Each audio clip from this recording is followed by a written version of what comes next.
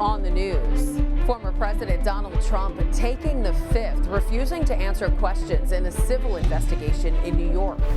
The Biden administration lifting a Trump-era policy at the border, what it will mean for migrants, and it was really just an amazing experience. I equated a lot to like running a marathon. He dove right in and came out a winner. We speak with the St. Francis Prep football coach who took on a dangerous challenge to help his team. Plus, the young boy who wants to help the children of Ukraine by sending them plenty of toys. I'm Christine Persichetti. Currents News starts right now.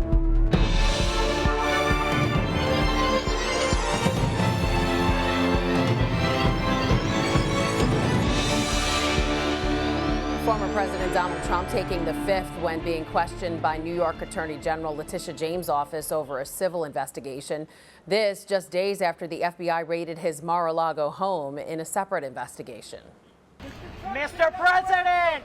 Former President Donald Trump waved to supporters as he left Trump Tower Wednesday morning on his way to the New York Attorney General's office. It was there that he invoked his Fifth Amendment rights to protect against self-incrimination as he testified under oath in a 3-year civil investigation into the Trump Organization's finances.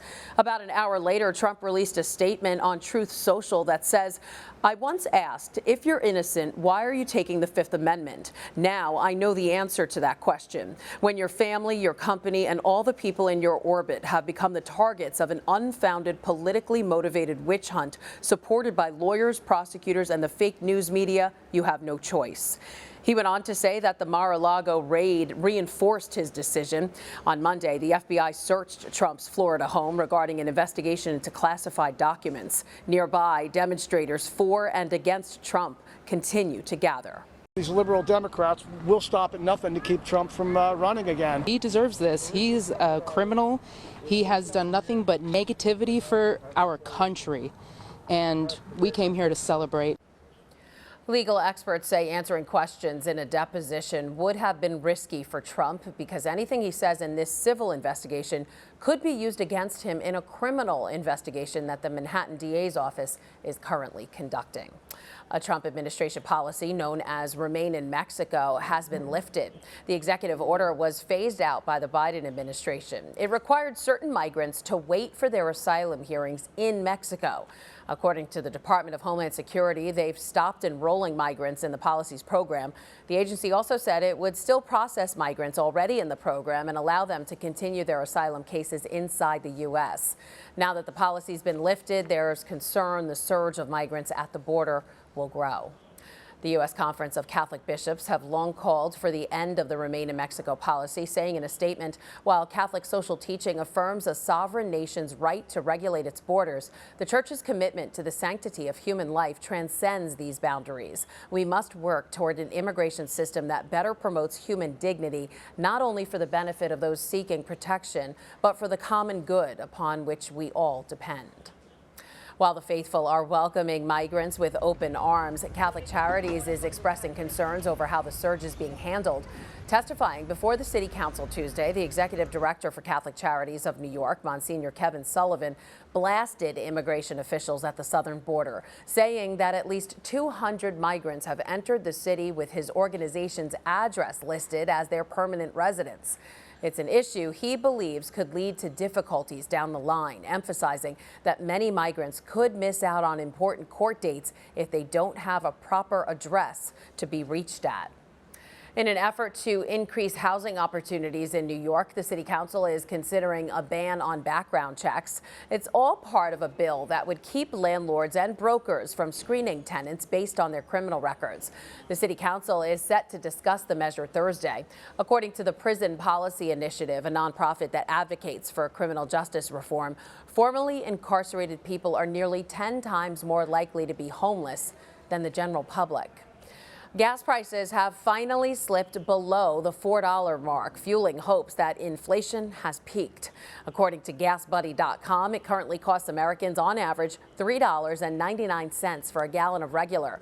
New York City is also seeing some relief at the pump. The average for a gallon in the city is now $4.34. That's a significant drop compared to last month when a gallon in the city cost $4.80.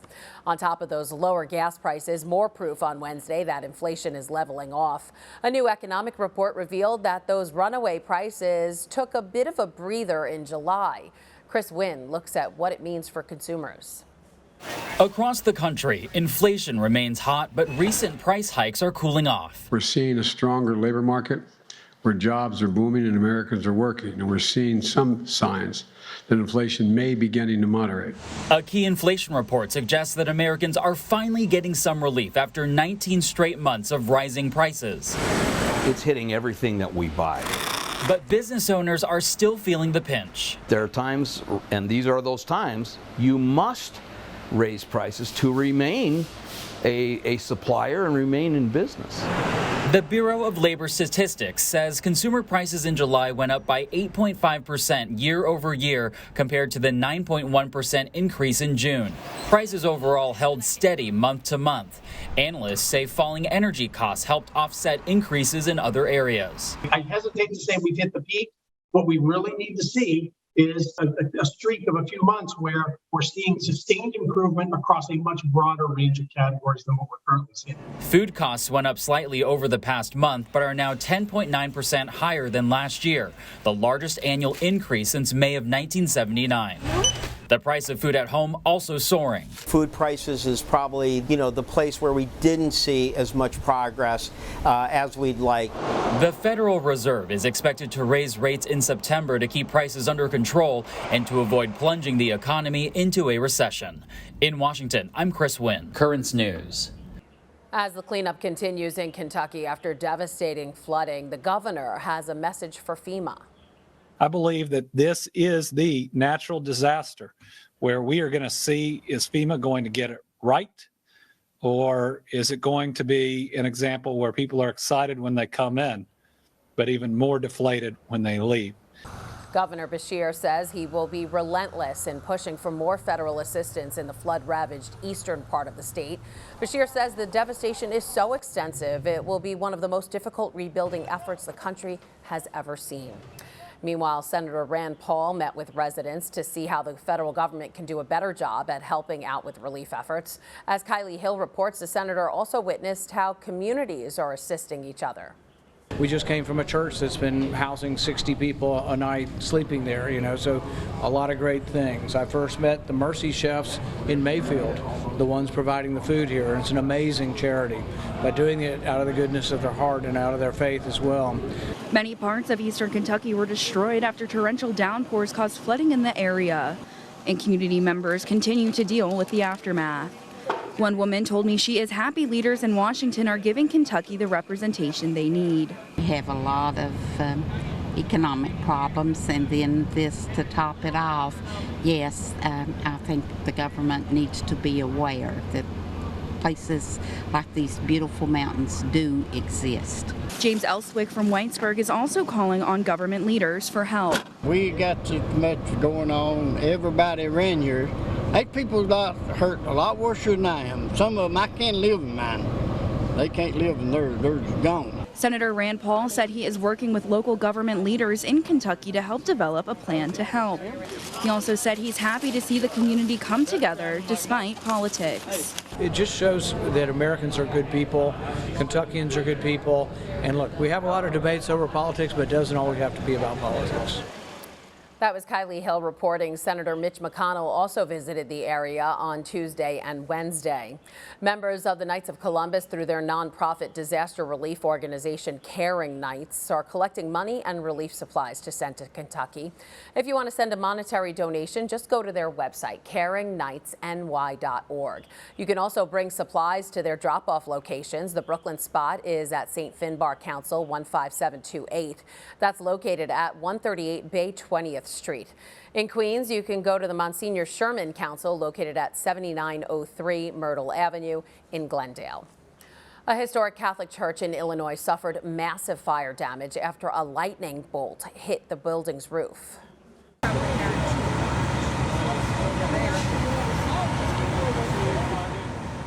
Firefighters were quick to respond to St. James Catholic Church in the Diocese of Rockford Monday morning. According to the fire department, damage to the 169-year-old church is estimated at $3 million. Thankfully, no one was in the church at the time of the fire, and the pastor was able to safely remove the Blessed Sacrament from inside. The Diocese of Ogdensburg celebrated its 150th anniversary Wednesday.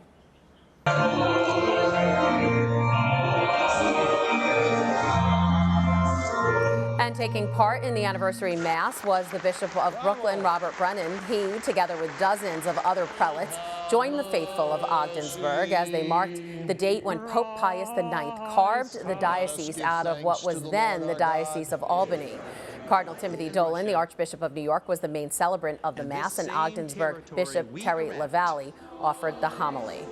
And there's another big anniversary right around the corner. The Diocese of Brooklyn's Cathedral Basilica of St. James is poised to celebrate 200 years this Sunday.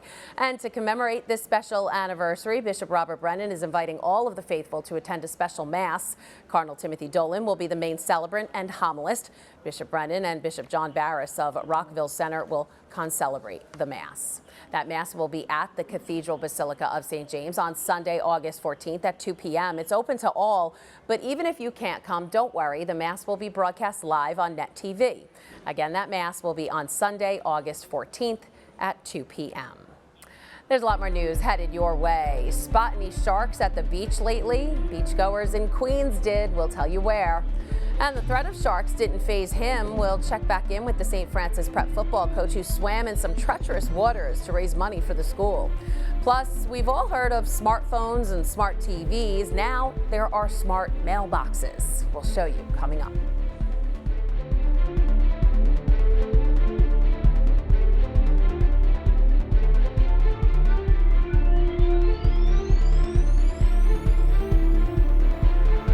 There are now some big changes to the tablet website. You can get personalized access to the Catholic news you value. Sign up for free at thetablet.org.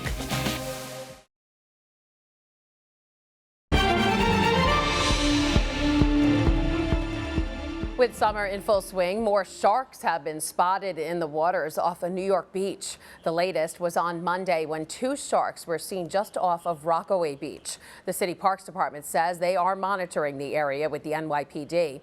There have been a number of shark attacks this summer, and Governor Kathy Hochul has increased patrols and drone surveillance along state park beaches.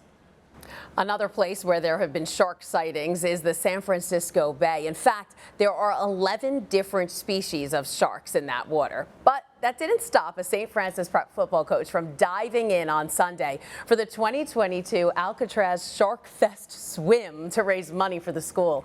He joined us before the swim, and now Coach Rich Carroll is back to let us know how it went. Welcome back. Thanks for having me. Oh my God, so happy to have you here. So you swam from Alcatraz to San Francisco, which is about 1.5 miles, and you did it in under an hour.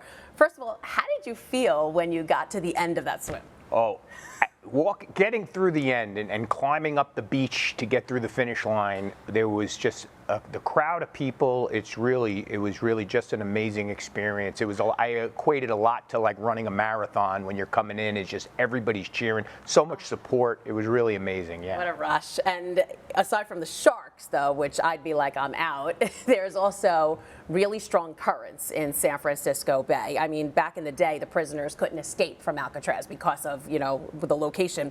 So you've called it the toughest thing you ever did. What was the hardest part? Manipulating your sights of where you're headed is very tough with the currents. You have to really sight way ahead of yourself to know that the current is going to be in effect. So targeting your exit from the water was really one of the toughest things. The current just had such a strong pull, and really caused a lot of problems for just your regular swimmer, let alone people who were experts at the swim.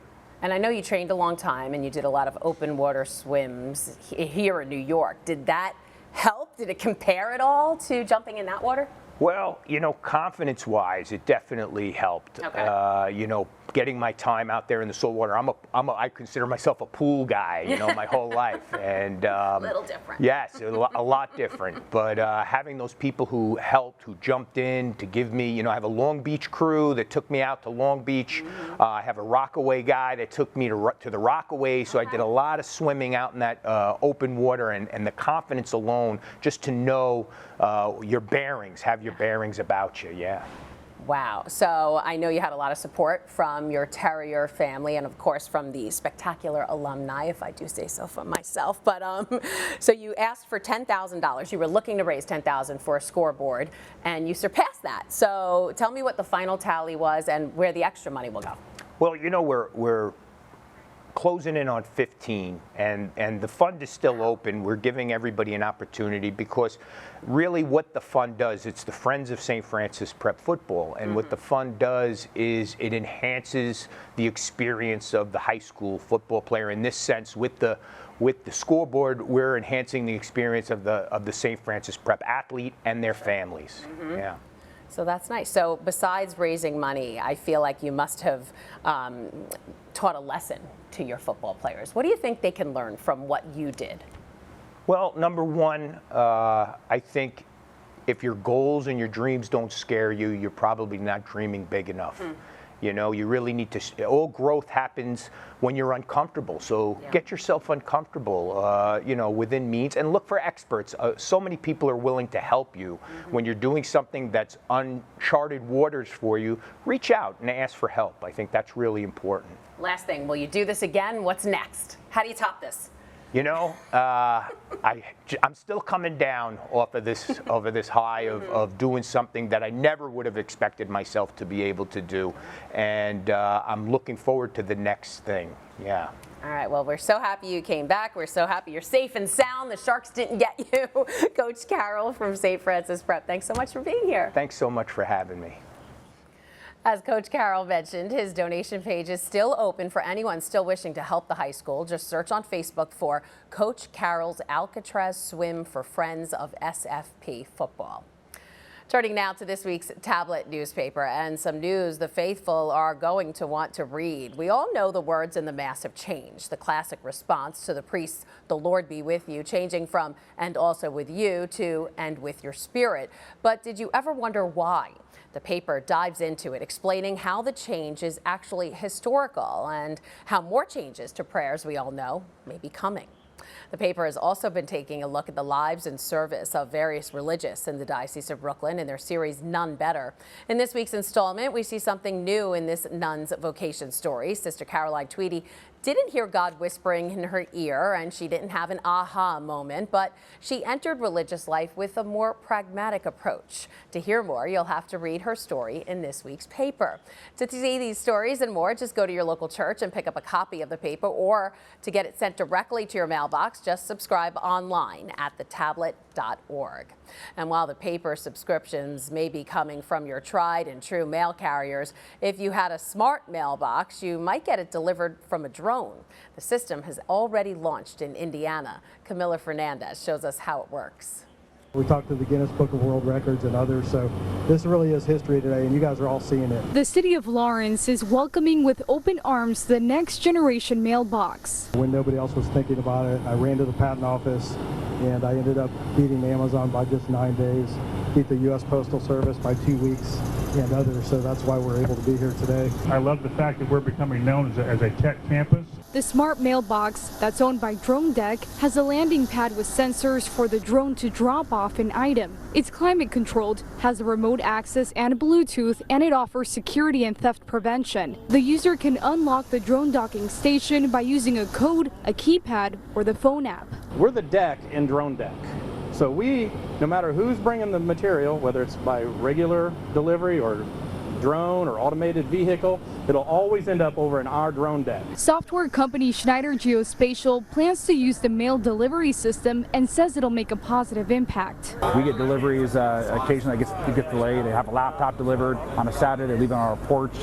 Sometimes it's there, sometimes it's not. So the idea of a secure delivery. The owner of Drone Deck, Dan O'Toole, says they are hopeful more of these smart mailboxes will soon be available, and this could turn into a lot of different job opportunities moving forward. We're creating 85 new jobs in Indy, and they've stepped up and given us a great tax credit for that. And so we're a story of growth, and we want to give back and we want to make things better for everybody.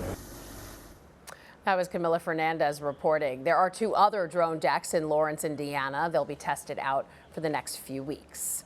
Still to come on Currents News, it's a part of life that God gave us. Next, Pope Francis with some important words for the faithful on growing older gracefully. And the boy who wants to bring joy to the children of Ukraine, one stuffed animal at a time. We'll tell you how many he collected. Do you have a story idea or want to share a tip? Email us at newstips@desalesmedia.org or call our 24-hour number, 718-517-3122. We'll be right back.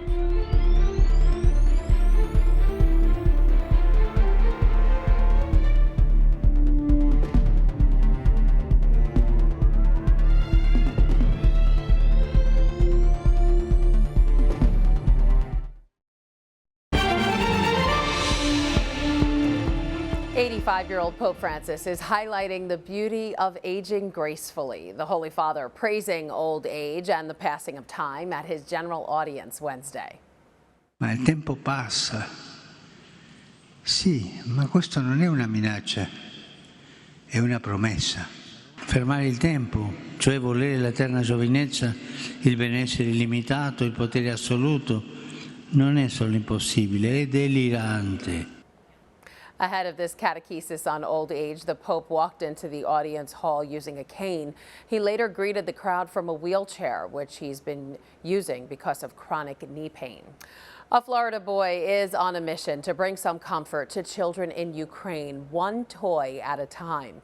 The 11-year-old has collected almost 6,000 of them to send to kids in the war-torn country. As Ashley Harding reports, he's partnering with businesses and the YMCA. By most accounts, Sage Goodall is a typical 11-year-old. He has a ton of energy and a big personality. Mommy, I'm stuck! But none of that compares to the size of his heart. A heart measured in stuffed animals. It started simple enough. Just one day, I was just in my living room, just minding my own business, watching TV. CNN came on and it was saying about all these kids from Ukraine because of all their houses being blown up. That's when Sage and his mom Rhonda decided to launch Hugs for the Children of Ukraine. Each donated stuffed toy will go to a child impacted by the war. They need to feel what the normal kids of the world feel when they can hug on to something when they're scared or sad. They stored their first collections in the family living room. They had people. But then the YMCA of Northeast Florida got on board. Its branches became donation sites, and each new toy is like a hug from thousands of miles away. Rhonda is still overwhelmed by the response.